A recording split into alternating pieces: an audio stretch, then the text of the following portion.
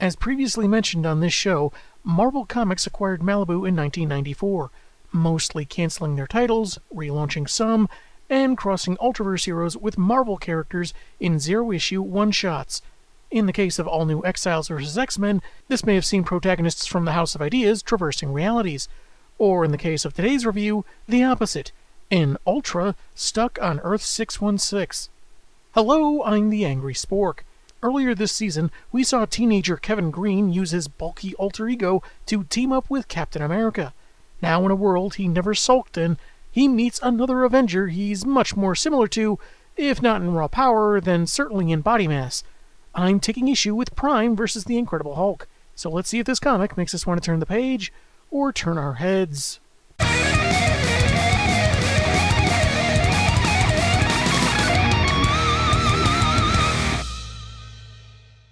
The cover is a wraparound, the stars trading punches and sneering their hardest within some rubble. Ironically, they're fighting because Hulk agrees with Death Battle that Superman rightfully won those bouts against Goku, while Prime is siding with the Saiyan. And Prime is wrong. It's a good scene, really exciting, and rather fitting that such powerful opponents would take up both covers. It gives a sense of enormity to such a brawl, which we'll circle back to later.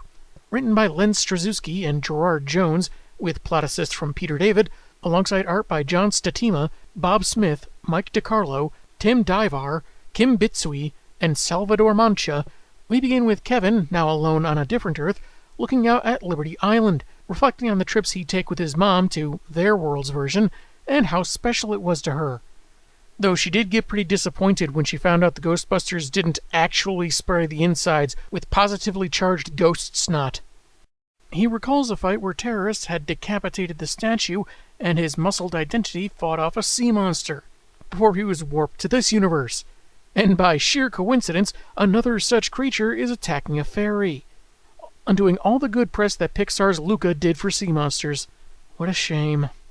His reality or not, he doesn't think twice about what to do next. His torso delivers an epic sneeze, and he becomes primed to confront the considerable threat. We have met the enemy, and he is big.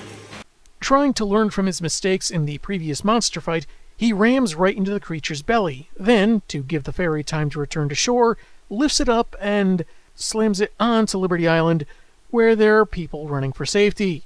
Moron! Why should they miss out on being endangered just because they were on land? He goes for a big attack as the creature asks Prime to kill him. He responds, "No," just as he's finished flying right through its head. It seemed to throw itself right at him, wanting that headshot, even though Prime didn't intend on killing something just as soon as he arrived in this new universe. The heat of battle is one thing, but Kevin is morally opposed to kaiju euthanasia. He flies off to hopefully find someone that can get him home, when spectators notice the creature is shrinking, and eventually revealed as just a kid who's very much alive. This has all been observed by an older man with a telescope, fascinated by this unfamiliar and seemingly more brutal cape, apparently not well versed in superhero-heavy New York City's niceties, though he would like to capture him for gamma irradiation experiments. I really hope this is our villain, because otherwise that means there's some old rando creep spending out his retirement years trying to give people radiation poisoning as a hobby. The Daily Bugle, Four Freedoms Plaza, so many buildings unfamiliar to him, save where he lands, the roof of a co-op where his aunt lives, provided she even exists on this earth. Not wanting to be spotted, he sheds his body, wasteful as it is, given how new it was, Naked. and dresses in new clothes, from a backpack that's still on him, and the only thing left from his transformation. What? If his backpack survives, why not his pants?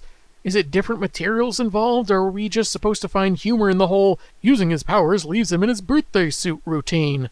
Spider-Man swings by, looking a bit bulkier than usual in his upper body, and Kev reminds himself this world is full of different heroes, and his friends and allies don't seem to exist at all.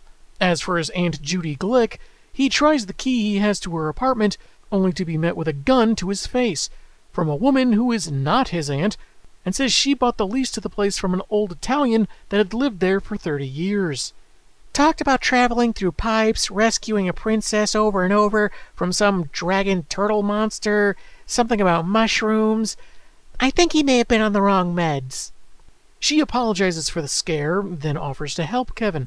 But after this singular attempt at help failed, he runs off dramatically, saying he's stuck here and nobody on this stupid world can help him. Kid, wait! Don't be stupid! I am Rekgar. I dare to be stupid. Out on the streets, never feeling so alone, with not even Ultra Force to turn to, Kevin remembers meeting the Black Knight, his team, the Avengers, and Captain America's ludicrous 90s armor. This comic was actually printed before Prime/Captain America, which you may recall I reviewed a few months back. But there, Kevin didn't seem to recognize him. Did he think that was some other dude in a different suit but with a similar color scheme? Or was he so traumatized he just blocked out the memory of Cap armor? Their meetup with Ultra Force caused him to get lost in another New York to begin with, so maybe Earth's Mightiest can help. Unfortunately, he doesn't think simply asking where their HQ is will work out, as he finds himself in a seedier part of town. People on the streets, some as young as him, begging for change, and one guy offering a way he can make a lot of money. No! Leave me alone! Keep your NFTs away from me, you weirdo! He sees a girl being offered help by a man in a car, claiming to be a doctor, saying she doesn't need to do much, and he'll keep her fed, warm, and healthier than she ever dreamed. She's hesitant as Kevin internally assumes what he really wants, but the girl is pulled inside while she's still deciding, and the man drives off immediately. Always hating those who exploit kids, in particular due to the experiments that gave him his powers, he primes up and gives chase. He figures he doesn't have much time, since his last depowering was so recent, but it should be enough to stop the kidnapper. The girl is unable to get out thanks to automatic locks, so I guess rolling the windows down wouldn't be an option either. And the doctor is assured he'll get the girl's genes. Hey, phrase it! As in genetics. Until Prime lands on his car and rips the hood off, so the whole world can see the pervert for what he really is.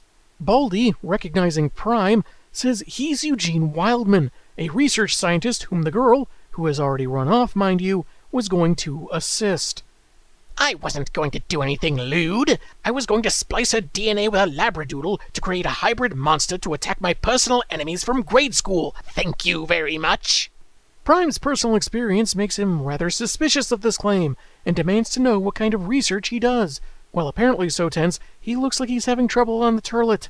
A surprised third party explains Wildman does gamma research, while knocking Prime to the ground. And this individual would know because he's a scientist in the same field.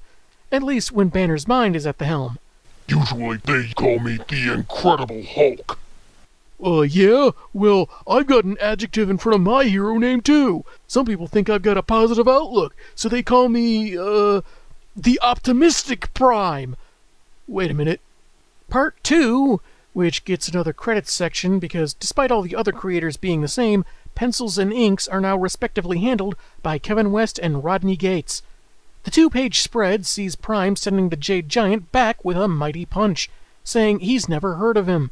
Meanwhile, Wildman confirms he was indeed the guy with the telescope earlier, his inner monologue delighted at the chance that he might save years of research by collecting specimens such as the hero that destroyed his experiment and the greatest gamma being of all time. How about Chuck Norris with a BB gun? The two duke it out, trading punches, some property damage, Hulk making references to Ben Grimm, the toughest guy besides himself, and that going over Prime's head, as Wildman uses a whistle to call his dogs. For the last time, Wildman, HR told you to call them interns. Getting the cape in a lock, Hulk wants answers, and Prime swears the doctor grabbed the girl to experiment on. Even though Banner has read Wildman's research for years, this muscular stranger sounds sincere, if a tad juvenile. Risking cutting his time further, Prime focuses his power to break free, because the madder Prime gets, the stronger Prime gets. Where have I heard that line before? Superman 4, The Quest for Peace? Seriously, Kevin, his cousin's a lawyer, so tread lightly on all that trademark infringement. That's when they notice some newcomers to the fight. Raggedy, somewhat disfigured people closing in on them. Oh, geez, just like that sea monster, only smaller. And not at sea. And not monstrous looking. So absolutely nothing like the sea monster. Weird line, since it seemed he flew off without noticing the monster had reverted to a very much alive teenager, so I'm not sure how he's making this connection. Good thing Wildman just outright admits that he created the giant teenager, how he was inspired by the Hulk's existence to seek profit in gamma rays, and using them on homeless teens whose bodies were already going through multiple changes, so they easily responded to the radiation. Not to mention he had little trouble in finding subjects, since the kids are so desperate. After this confession, Prime wants to rip his head off, knocking away the zombie-like minions, until Hulk stops him. While he's realized what a monster Wildman is, these are still kids, and shouldn't be treated so harshly. And that's when Jolly Green winces, like he's got nasty indigestion. The rage burning within him risks reverting into Banner, at the cost of his power and mind. I never followed the Hulk comics, only knowing there was a time in the 90s where Banner's mind was in control. So I guess the whole anger transformation rules flipped in that time too. Though I don't know if that means Banner was running around in ill-fitting clothes, trying to crush everything in sight, and speaking in poor grammar. He tells Prime to do a foot stomp, knocking some of them down, and Kevin follows up with a thunderclap for the rest. Not exactly new to Hulk, but he admits the kid's got potential. While he's still in control, he leaps after Wildman, only to be grabbed in the air by a hand that makes him look like a Marvel Legends Build-A-Figure by comparison. Yep, Wildman, also snagging Prime, experimented on himself, and while he prefers to let others fight for him, When I have to, I'm bigger than all of you. Men, always confusing size with performance. I get that reference. kind of a self-burn since, Hulk's a guy too. You'd think he'd say some men or the like, but moving on. The heroes thumb wrestle themselves free, and Prime tries to make himself seem older by saying it takes years of experience to be an Ultra, a term Hulk doesn't know, so it just confuses him. When they attack, causing Wildman to flail in a panic, Big Green explains that's what giant types tend to do, and Kevin responds to the good advice with "Yes, sir," which Banner also finds odd. Can't imagine it sounds that off to him, unless Prime said it in the context of, "Yes, sir, that sure was a dandy stroll in the park, yes, sirree, Bob." Wildman is in agony, so he says, but feels so close to his goal, he figures he just needs to get bigger and stronger in order to waste the heroes here and now. The two smile at each other, being of the same mind, as they clobber him in his giant face at the same time, which reverts the Doc back to normal. Such a mighty wallop. The comic shows him shrinking down, then we jump immediately to the police taking care of his victims, so we kind of have to assume he gets arrested. And that woman Kevin encountered earlier, she's a cop on the scene, who joins the supers in their sympathy for runaways who are so in need they'll accept nearly anyone who offers help, even a secret creep like Wildman. She seems to get into kind of an argument with Hulk. He mentions how teenagers don't really trust the cops in a world that can be tough even for superheroes, but she insists there are places that they can trust. Well, this comic about differently colored bottles of steroids punching each other veered into after-school special territory rather suddenly, didn't it, folks? Hulk asks Prime to back up his point, finding that he's slunk away to a nearby alley. He rums up to the shambled figure with concern, as the comic ends on the melting mass falling into the behemoth's green hands, as he asks what happened to him, and in the background we can see Kevin running off, somehow unnoticed, as he changes his clothes, his thought bubbles suggesting Hulk shouldn't ask, because he wouldn't believe it. Yeah, small dude turning into hyper-muscled big dude, he'd never be able to wrap his head around such an insane concept. That was Prime versus the Incredible Hulk, and I'm pretty middle of the road on this one. As my joke just now implied, it makes sense to put these two into a single story, not just a brawl, but a chance to see how their powers and lives might parallel. But the story doesn't really focus on that, mostly being about Kevin trying to find help to get home, and the actual fight doesn't even last that long. It's pretty good, but the main villain gets so impatient he confesses everything within moments, which puts it to a stop. Why not try claiming Prime as a new villain and the Doc needs Hulk to restrain him so he can science up a way to sap his powers?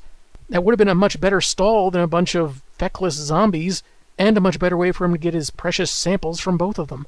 But for all his alleged gamma-related brilliance, Eugene just stinks at the finer points of being an evil mastermind. It's my first real stab at cliched villainy. How am I doing? And he clearly didn't have the experience with his mutated form to be very effective, so he's beaten pretty quickly too. It's rare to see a blink and you'll miss it fight in a comic book, where the imagery is static. The setup itself was pretty good.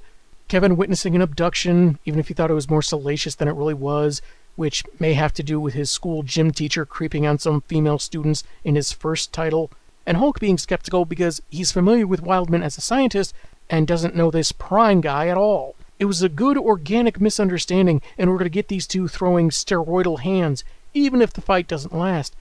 But the pacing is just really fast after the Doc's reveal, because he doesn't do much beyond grab them, barely getting in any gloating before he's defeated. He's arrested in between pages, and then we go to a sudden PSA about the struggles of homeless and runaway teens. I mean, yeah, that's a problem that should be addressed, but even with Kev's wandering, it's not a subject that gets focused on very well. More like, oh yeah, and here's this real-life thing maybe you should think about at the last minute. You have learned something, and I have learned something. As for Wildman's motives, he mentions finding profit in gamma rays, so was he planning on selling the mutated teens to evildoers? The book really doesn't say.